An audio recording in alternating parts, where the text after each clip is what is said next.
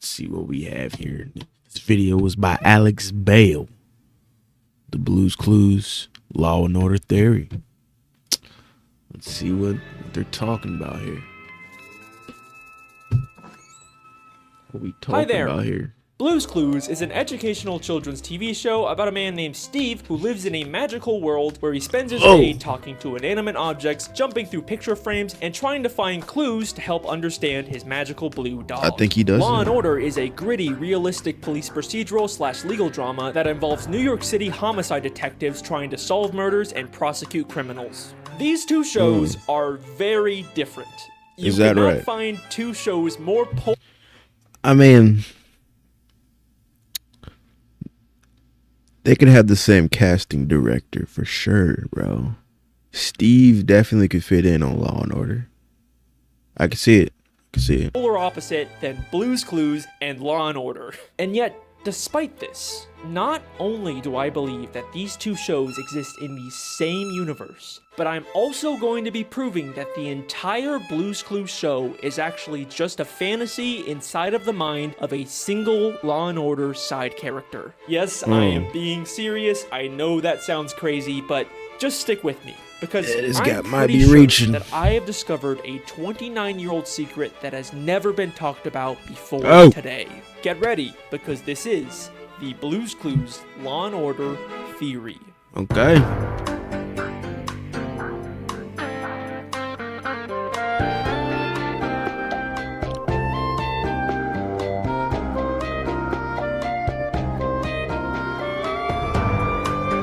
It's gotta be one of the best theme songs ever made. Just holds up, man. Stands. By far, the most common type of fan theory is the dream theory. The idea that everything happening in a story is actually all just inside of a character's head, whether they're stuck in a coma, or they're dreaming, or hallucinating, or they're actually dead. Pretty much every piece of media has some kind of dream theory. And it's sort of the lazy, low-hanging fruit of fan theories. You can just all a dream. Apply it to literally anything, and usually there's never actually any evidence besides, whoa! You could definitely just say that for any cartoon. You could just be like, yeah, what if they're dreaming? What if this isn't real? You know, you could say that the Simpsons, SpongeBob. I've seen that for SpongeBob. Fairly Odd Parents. I don't know, bro. Ren and Stimpy, come on. Oh, this show is so crazy and unrealistic. That must mean it's a dream. Ah! And surprisingly, the show that seems to have the most of these types of fan theories is Blues Clues. You got Steve is actually schizophrenic, Steve is actually in a mental asylum, Steve is actually a drug addict, Steve is actually in prison, Steve is actually a murderer who killed his parents. Oh my god. Even I made a parody of these theories. I mean, it is kind of interesting how we so enamored with mysteries, and someone's like he's in forensics. You know, I'm thinking like Dexter vibes. It's like, why are you so into this, man? He's probably the killer.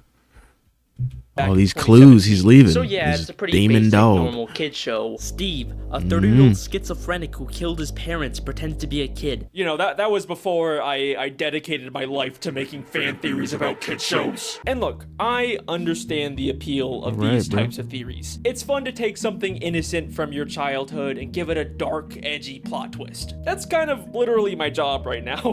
But why are there so many of these theories about specifically Blues Clues? Well, I think it's because everything about this show has always felt fake. Steve is the only real person in this world. He looks like a young adult, but he acts like a child. And he lives alone in a house where he spends his day jumping into picture frames or talking to unseen voices or inanimate objects. It just kind of sounds like I'm describing someone who is experiencing some kind of false reality. Even the way Steve moves around is strange. He never actually leaves the room, he just kind of pretends to walk in place while this fantasy world moves around him. Steve. Obviously, that was more of a filming limitation, but it still adds to Oh this. my God, they feeling couldn't of just get this guy to fakeness. walk? But other They than couldn't these get my boy surface Steve level walking? weird vibes the show gives off, there's never actually been any strong evidence to prove one of these theories. And believe me, I and others have looked. It has been 28 years since this show first came out. You know, you'd think if there was actually some kind of smoking gun here, we would have found it by now. But what if that's because we've all been looking in the wrong place? So, the other day, I stumbled upon an interesting... Before he gets to that, though, honestly, most of the people that wrote these shows probably didn't put this craziness in there. But on the other hand, I think that'd be tight if everyone who's just into kids show production just put their own lore and deep cuts and stuff like that. I like to think that's what they were thinking when they're making these shows, but I don't know. What do y'all think? What do you think, man? Piece of Blue's I think Clues they're doing trivia. this A year on after purpose. Steve Burns filmed the Blues Clues pilot, he had Yo, that is creepy. Hold up, bro. He looks kind of scary in that one. I ain't gonna lie, bro. That ain't Blues my Clues Steve. trivia. A year after Steve Burns filmed the Blues Clues pilot, he had a small role in an episode of Law and Order. And I thought the idea of seeing Steve from Blues Clues in a gritty, realistic cop show was kind of funny. So Yeah, I I don't know decided if I to track could down see the him in anything 1995 else and episode not- titled Cruel not and laugh. Unusual. That'd Just be a heads crazy. up, this episode I deals would with be some pretty very serious confused. subject matter. Like, why so is Steve please in this proceed with caution. situation? In this episode, Steve Burns plays a kid with autism named Kevin Jeffries. Okay, this Morning, how are you? Great. so What weird. time is it? 10:15. No. It's 10:18. It's just like some people they're like they were so good in their role, you can't see him in anything else, man, unless they break out of it. But my boy Steve, like I can't right now, at least I can't see him. You know what? Maybe Steve's gonna have a comeback one day. I would love to see it. I would love to see Steve have a comeback and win an Oscar or something. That'd be cool if he got back Ben into the has acting trouble thing. communicating with others and often harms himself. So his parents sent him to live in a children's behavioral clinic. Man, who would y'all want to see Steve play as, man? In any movie, if Steve could be any character in any movie, who would y'all want Steve to be? What was the behavioral clinic doing for him? When Kevin was 10, he started to hurt himself. We didn't know what to do. We couldn't keep Kevin here. We had to send him away. We later find out that the doctors at this clinic were horribly mistreating him by giving him intense electroshock therapy. What is that gonna do? Like, oh my God. I don't know if this is a movie thing. Like, I've never seen a doctor do some crazy stuff like that. It's always in movies. But what goes through my mind is, how is that gonna change somebody's brain chemistry? Just shocking them. The electric chair. Like, just tase the man for 3 hours and he'll be normal. It's not gonna work, man. See, none of us are normal, bro. That's the real truth. None of us are regular. We're all a little messed up, man. Just a little bit, man. And forcing Maybe this guy's regular. Maybe him he to is wear normal. a sensory deprivation We're the weird helmet ones. for days. He kept Kathy in this helmet for 3 straight Shocking days. people, This man. helmet Like, cut off the that's a little blood weird. supply to our daughter's brain. The episode starts with Wait, Kevin. what? Helmet cut off the blood supply to our daughter's brain. The episode starts with Kevin after he's escaped from the facility, but tragically he gets arrested and later succumbs to the injuries sustained from his abuse and dies. Oh, I think the kid's dead. And the rest of the episode follows the detective's investigation. pour one out for Steve. Pour one out for Steve, man. I got a drop for you. I got a drop for Steve. This Pellegrino mineral water. My boy Steve. Pour one out, bro. Pour one out.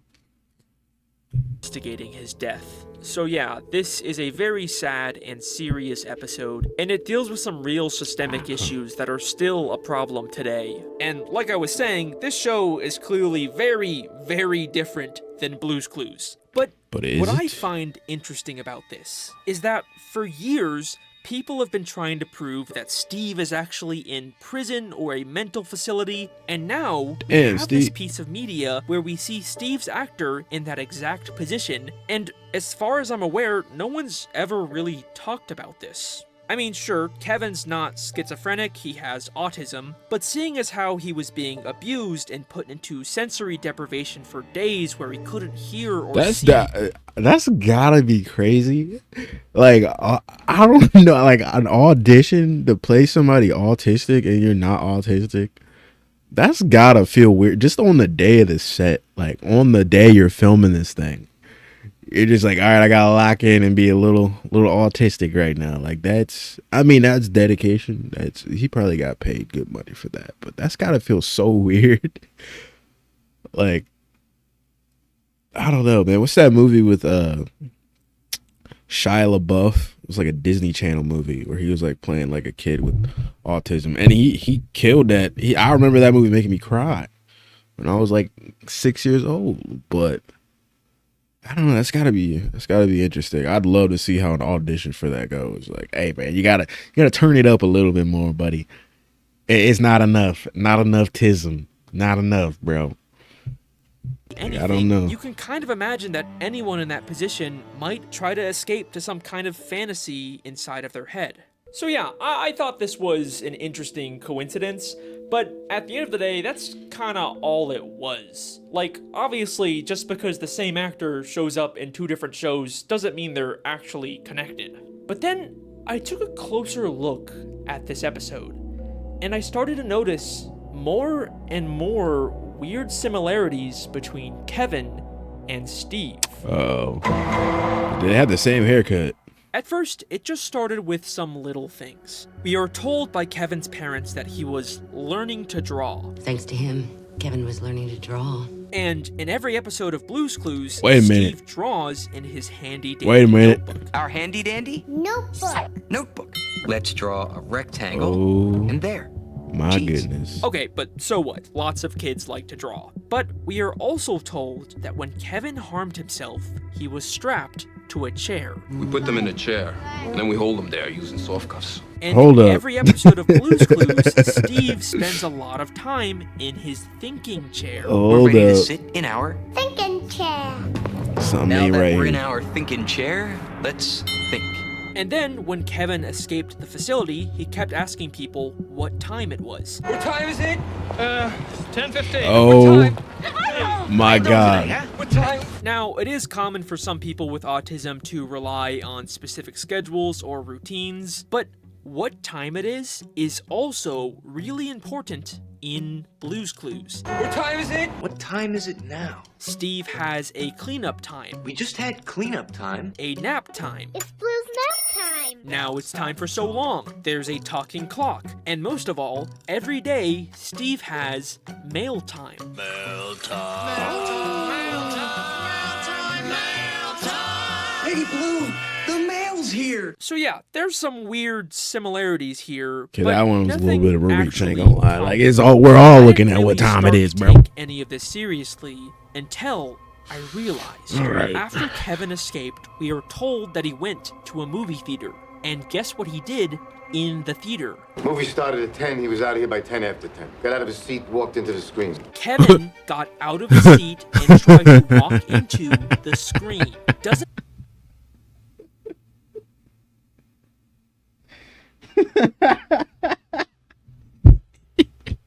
That's not funny, bro. Like, what? How y'all gonna write, bro? Y'all writing the autistic character. Yeah, he went to the movies. He tried to walk in the screen, bro. What? Kevin got out of his seat and tried to walk into the screen. Brother thought he was in Jurassic Park, dog. Exactly like Steve Bluska-doing into a picture. Bluska-doo, we can too.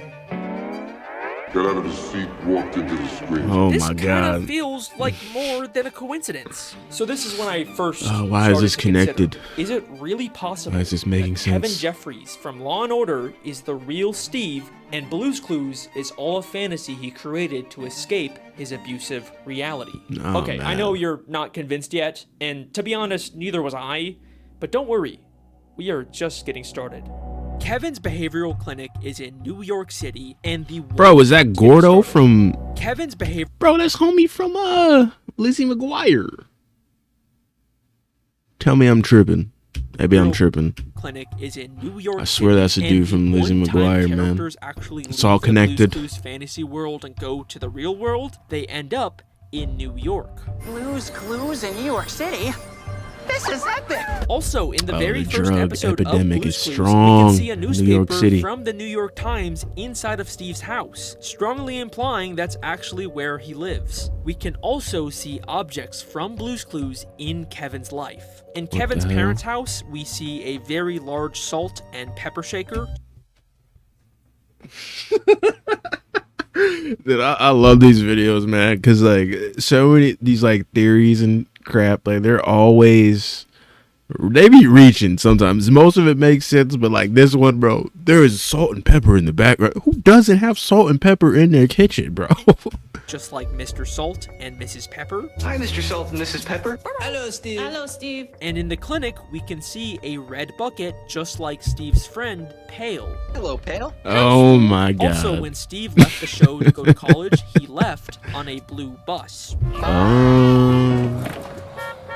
And when Kevin escaped the clinic, in his pocket, he had a schedule for the Greyhound. Here you go.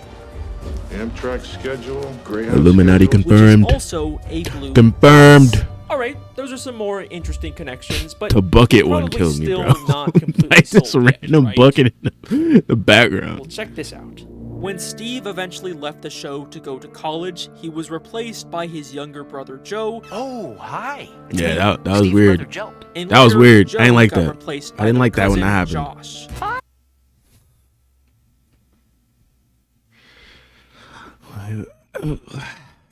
Hey, it's me, Josh. And Who's not Josh? only does Kevin also have a younger brother, but at the clinic, there is a nurse named Joe. What's your name? Joe Garvey. Joe Garvey, you're under arrest for assault. And an occupational therapist named Josh. Take a look. Two of the most common names. Occupational therapist Okay. Josh Bingham This was is dropped. funny, man. I think that Kevin is taking aspects It's all from his real connected. life, like the objects or the names of the people working at the clinic, and applying them to his fantasy. Also, this one is less impressive, but the name Kevin is also the name of the Blue's Clues UK host. Whoa! Who is that? Less impressive, but the name Kevin is also the name of the Blue's Clues. Who is that? I've never seen that Blue's Clues in my life. We got a black Blue's Clues host in the UK. I've seen it all, except for that. UK host. Hello out there. It's me, Kevin. Also, check this out. Kevin's behavioral clinic has the same initials as Blue's Clues. Huh? That one's also not that impressive, I know. But wait. Brother. If this theory is true, reaching. and all of this is just inside Stretching. of Kevin's head, then why does the main character of his fantasy keep changing? Hi, come on in. Hi, come on in. Hi, come on in. Well, at first, I thought maybe Joe and Josh could actually just be from two different kids who took Kevin's spot in the clinic after he died. But the clinic gets shut down at the end of the episode. You made them close the clinic. So they would all have to be from The clinic. Kevin. But why? Well, we're told that Kevin has tried to escape from the clinic before. Well, we called the police this morning as soon as the clinic told us that Kevin ran away. He's done this before. So what if every time a host leaves Blue's Clues, it's actually Kevin trying to escape the clinic, and when he's inevitably put back inside, He's done this before. his fantasy resets with a new Blue's Clues host. Oh, Come on in. Hi, Kevin. come on in. Hi, come on in. Okay, so there is What a the- surprising amount of connections here. You can't deny that. But it still kind of feels salt and pepper, like bro. we're missing something. Like, I can see why Kevin would imagine a fun, colorful world to escape his abuse, but why is Kevin's fantasy so focused on playing a scavenger hunt game with a blue dog? As far as I can tell, there's nothing similar to that in this episode. Well, I think to Wrap it answer up this, then. Wrap it up. we need to take a Case closer closed. look at what Blue's Clues actually is. All right. What is Blue's Clues, man? At the beginning of Let the us Law and know. Order episode, Kevin's doctor explained to the detectives why Kevin harmed himself. It's pretty common with some autistic children. It's frustration because of their inability to communicate. It's frustrations because of his inability to communicate. Oh, Now, man, that autism sucks. is a spectrum, and That's it's a lot sad. more complicated and nuanced than the way TV shows like this tend to portray it. But it is true that some people with autism have varying levels of difficulty communicating. And I think this becomes interesting when we take a look at what Blue's Clues actually is. Well, what story should we tell? Great idea. We'll play Blue's Clues to figure out what story Blue wants us to tell. It's a game where you try to understand Blue, a character Dang. who has an inability to communicate. This is literally the entire premise of the show. So is So he Steve I or think that Blue? This is telling us that Blue represents the side of Kevin Which who one? struggles to communicate with others. Okay, but where did the idea for a blue dog come from?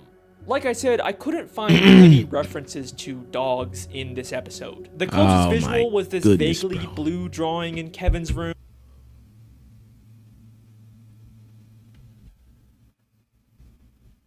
That I can't really make out, or this teddy bear that kind of had a similar pattern to Blue, but nothing really concrete, which is weird because Blue is such a major Strange. part of this So fantasy. strange. But then I realized it doesn't matter if we can't find a direct connection, because in Blue's Clues, Steve didn't actually adopt Blue. In a flashback episode of Blue's Clues, we learned that when Steve was younger, he read a book about a blue dog, It's a book about a puppy. which caused Blue to magically come to Oh life. my God, they are off the sauce. And I think this is also probably what happened with Kevin. We see that the children's behavioral clinic is full of what we can reasonably assume are children's books. Maybe there's a book in here that also gave Kevin the idea for a blue dog, just like Steve. In fact, this idea of a children's book giving Kevin ideas for his fantasy is exactly what we see at the start of the Blue's Clues intro.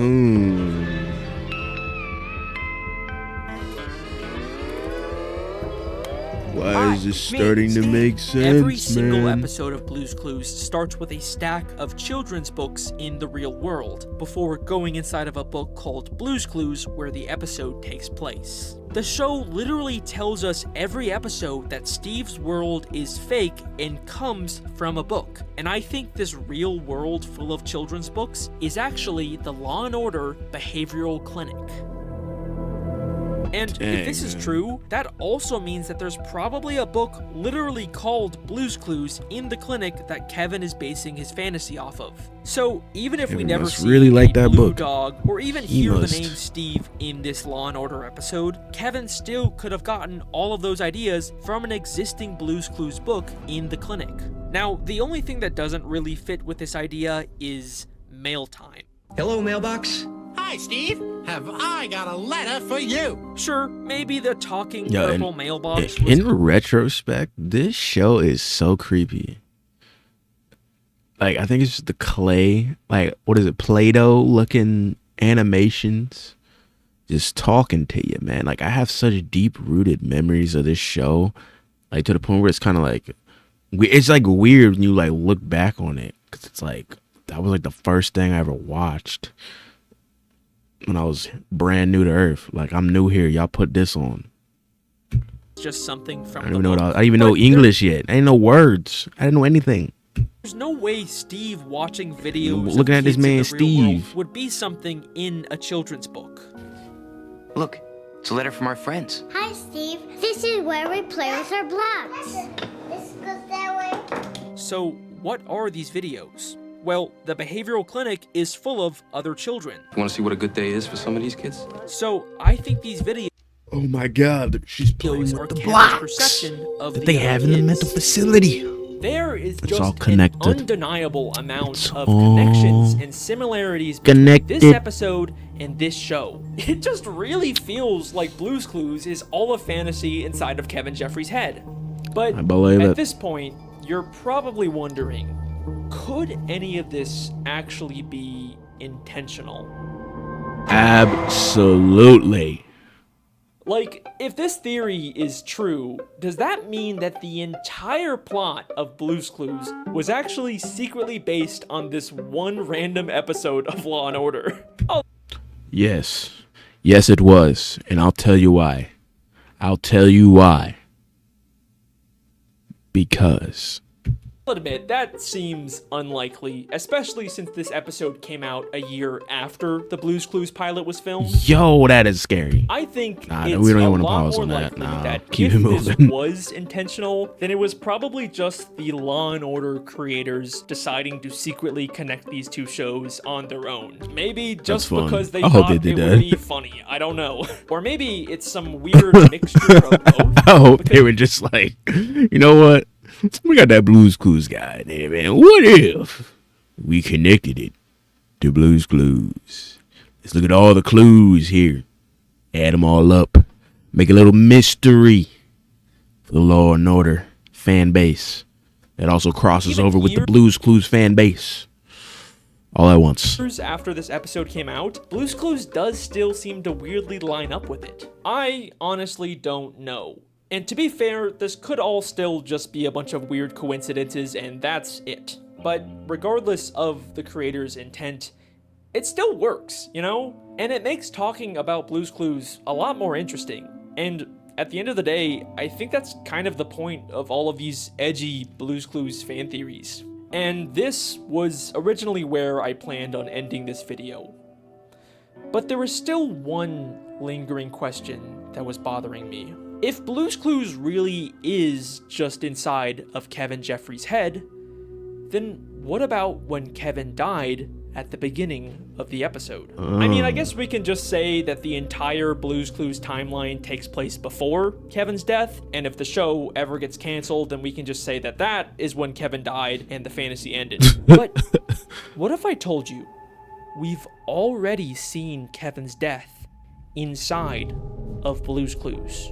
So, what? I recently watched the new Blue's Clues movie from 2022.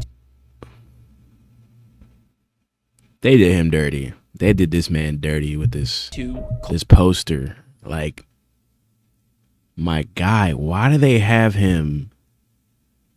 Like, no grown man, no man, nobody, woman, male, anybody should be in the middle of the crosswalk, hitting one of them, I don't even know what you call that, clicking his heels in the air, bro. My God, like, you can't even land properly. Your knees might buckle, dude. You might have to get knee surgery from this pose you decided to do in the middle of New York City.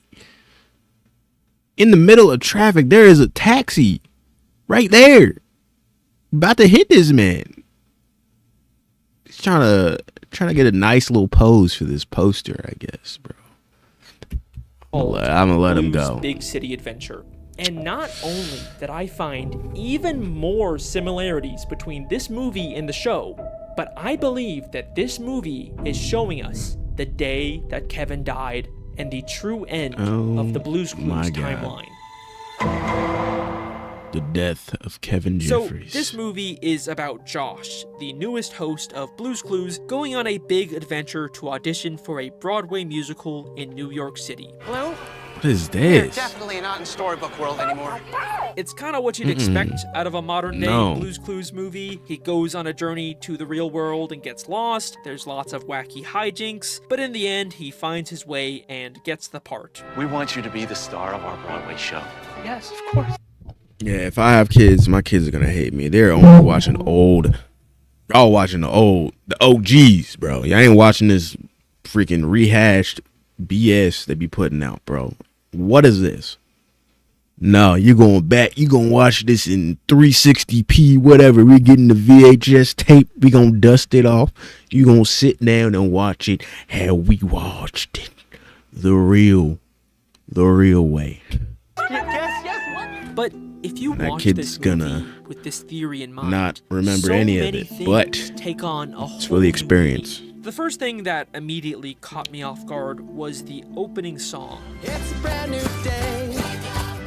This song is about starting the day, and Josh keeps saying, "Good morning." Good morning. Good morning. Good morning.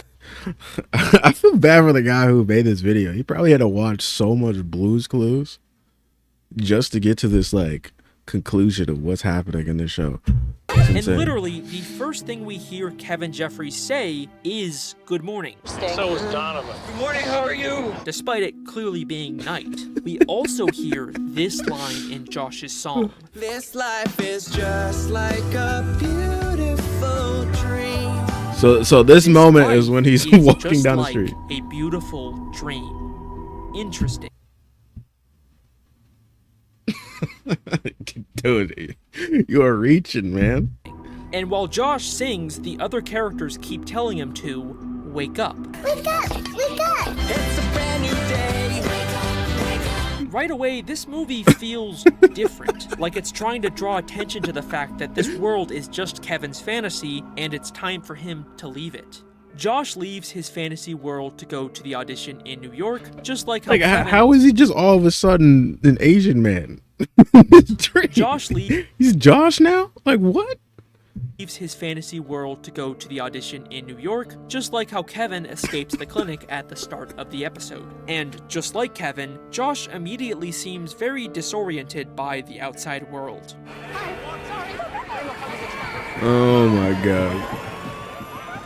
Until, of course, his fantasy starts to take over to protect him from reality.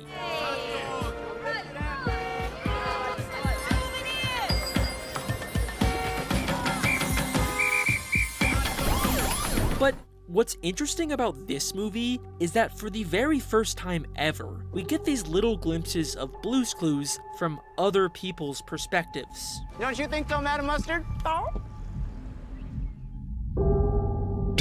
Lovely to meet you. Yeah, this... Mr. Schultz! Mrs. Pepper! Am I glad to see you? Oh my God! Like I said, this movie feels different. We learn that Josh's audition is at 3 o'clock, and the whole movie is just him trying to find the audition before time Couldn't runs pay out. me enough money to watch this freaking movie. Oh my gosh! We don't have much Oh, time. what's up, buddy? Could this be why Kevin kept I'm glad asking you're people enjoying what this, time man. it was? What time is it? What time? What time? Josh also doesn't know where his audition is. All he knows is that it's in a theater somewhere. Excuse me, do you know the address to the theater? Which theater? I don't know which theater. Maybe this is why Kevin went to a movie theater after he escaped, because he thought it was his Broadway audition.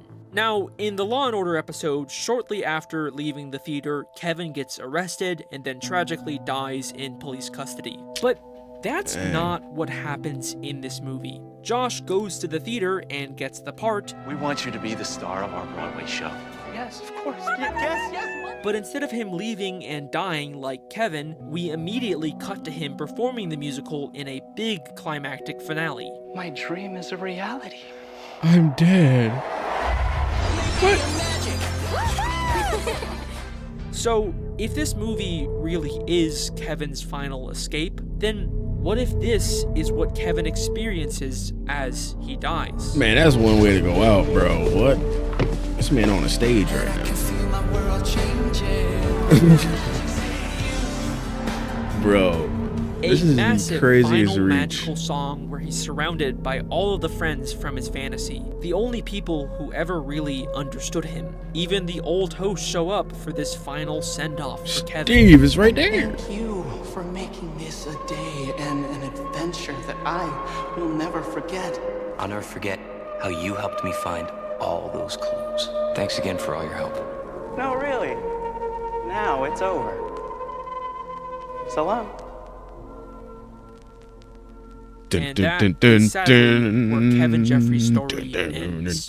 Now, I know this final movie theory maybe doesn't have as much evidence as the rest of my theory, but regardless, At least he's honest I like about it, thinking that maybe Kevin found some Wasn't peace terrible. in his final moments. And yeah, I know that this movie came out 27 years after the Law & Order episode, so it's probably a stretch to say that they're still connected. Wait, is that fucking B.D. Wong? I'm the director of Rainbow Puppy's Broadway musical. B.D. Wong from Law & Order SVU is the fucking director of Josh's musical? I'm not entirely comfortable labeling the set.